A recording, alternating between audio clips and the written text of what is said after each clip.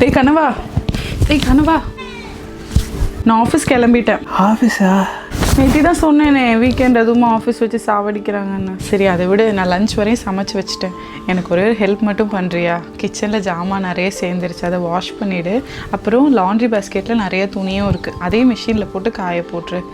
முடிஞ்சால் வீடும் கூட்டி வச்சுடு. நான் கிளம்புறேன். பாய். Okay bye. ஆமாம்மா இப்போ தான் வரேன். வீக்கெண்ட் அதுவுமா செம்ம வேலை. வீட்டில் வேறு நிறைய வேலை இருந்துச்சு. இவங்கிட்ட சொல்லிட்டு போனேன், எல்லாம் செஞ்சானான்னு கூட தெரில. ஒரே நிமிஷமா.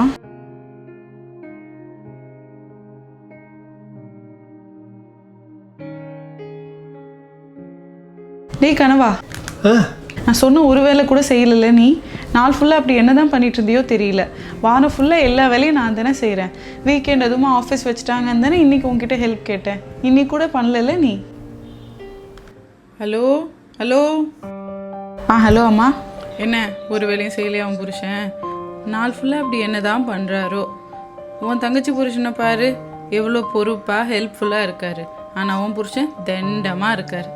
அம்மா அம்மா அம்மா ஒரு நிமிஷம் இரு. என்னதான் நீங்கள் அம்மாவாக இருந்தாலும் ஏன் புருஷனை நீங்கள் இப்பெல்லாம் பேசக்கூடாதும்மா. அவர் வேலை செய்யலைன்னா 1000 காரணம் இருக்கலாம். எங்கேயாவது வெளியே போயிருந்துருக்கலாம், இல்லை உடம்பு சரியில்லாமல் இருந்திருக்கலாம். என்னன்னு கேட்டால் தானே எனக்கு தெரியும். அப்படியே கேட்டாலும் அது நாங்கள் 2 ஏன் முன்னாடி ஏன் புருஷனை நீங்கள் இப்படி மரியாதை இல்லாமல் பேசக்கூடாதும்மா. சரிம்மா, நான் அப்புறம் பேசுகிறேன். ஏன்டா கனவா எந்த வேலையும் செய்யலை?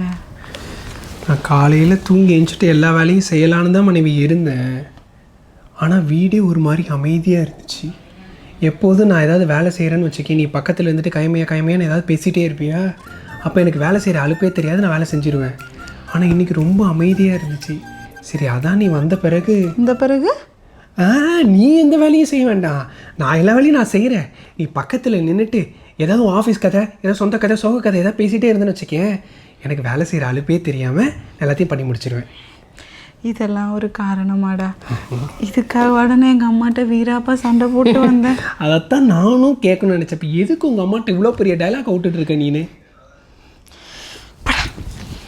சரி எங்கே போகிற? இரு, ஜாமான் விளையிட்டு போகலாம்.